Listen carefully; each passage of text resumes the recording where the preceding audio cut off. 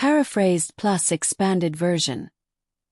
Double length, license, registration, or just some clever excuse, huh, old man? That's what the young officer snapped, half laughing, as he slowly paced around the rusted-out pickup, sharing smirks with his partner. But the driver, he didn't flinch. Didn't even raise his eyes. He just sat there, both hands firm on the wheel. Steady, silent, guard. An hour later, a black government SUV rolled in. No rush, no sirens. When the door opened, a 4-star general stepped out. No salute. No formal greeting. Just 6 pointed words. You just stopped the man who trained me. If that hit you in the chest, comment respect for every quiet legend still walking among us. Harold Briggs, 82 years old. That morning he'd been heading back from the local hardware store. His truck, a worn-down old Chevy, coughing and clanking with every turn. But still running strong. Why?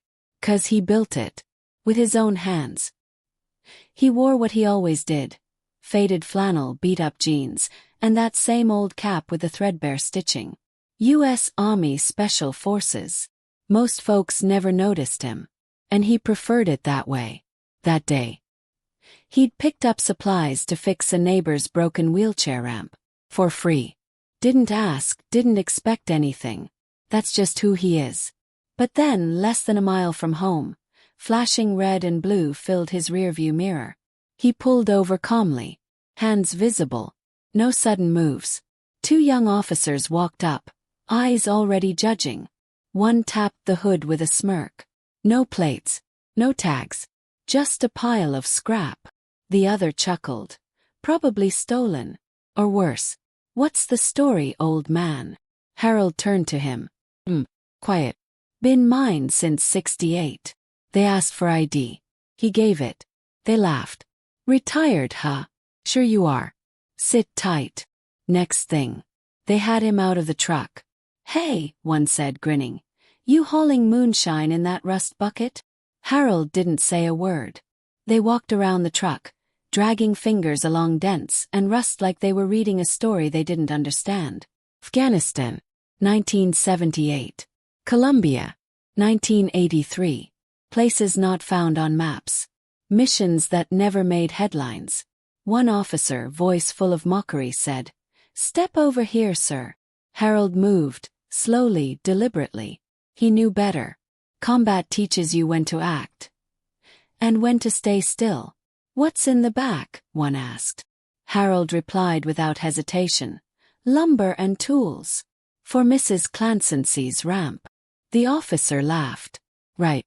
For the ramp." His partner smirked. They didn't believe a word. But Harold's hands. They told a different story. Calloused, bruised. They'd built more than ramps. They'd built field hospitals under fire, emergency shelters after floods. They'd lifted wounded brothers off battlefields. They made him empty his pockets. Out came keys, a worn wallet, an old photo, and a small notebook. "What's this, old man?" "Some secret code." One joked, flipping it open. Harold looked at him, quiet again. "Those are names," he said. "Men I served with." Some names were starred. Some were crossed out. All were sacred. They tossed the book back carelessly. "Truck's not road legal anyway," one muttered. Harold caught the notebook midair. Handled it like a priest with scripture. Didn't bother explaining that his truck had a special historic vehicle exemption on file. He knew it wouldn't matter. They sat him on the curb. People drove by. Phones came out. "Uncooperative mail," one officer said into the radio. "Might be a risk," the other added. Risk. In Harold's pocket was a letter signed by the Army Chief of Staff. In the glove box, a Bronze Star certificate. A photo of a squad he once commanded. They didn't know. Because they didn't ask. After almost an hour, the street went still. A black SUV turned the corner. Military plates. Tinted windows. Didn't slow down.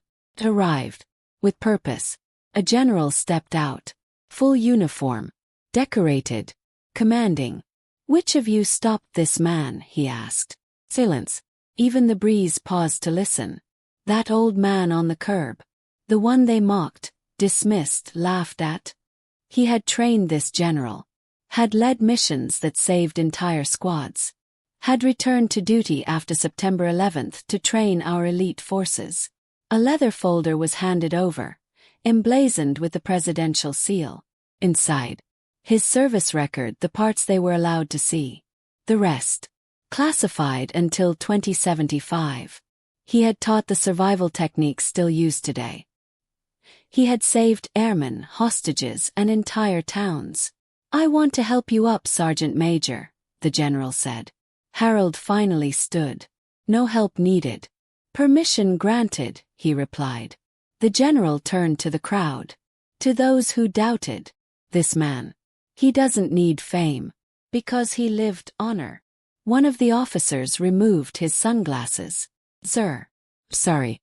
I didn't know." Harold looked him in the eye. "That's the point, son. You never know who you're stopping. That's why respect comes first. Not after." That moment. It didn't end there. The town declared Harold Briggs Day. Donations poured in. $247,000. He used it all to build ramps for disabled veterans. Now there's a plaque where they stopped him. Not to remember the insult, but to remember the lesson. That same officer came back weeks later. Not to issue a ticket, but to volunteer. He said, 4 years on the force, and I didn't know who I was protecting. Harold just poured him coffee. You learn, or someone else pays next time. Today, every rookie at that department reads Harold's file before they ever wear the badge. Veteran groups shared the story. "You never know who you're stopping" began trending. But Harold kept quiet, kept building, kept serving. That same old truck still rattles down Main Street, still carries tools, lumber, sometimes even the coffin of a veteran with no family. But now, police pull over when they see it. Not to stop it, to salute it. And every recruit at the academy gets a laminated card with just 6 words. You never know who you're stopping.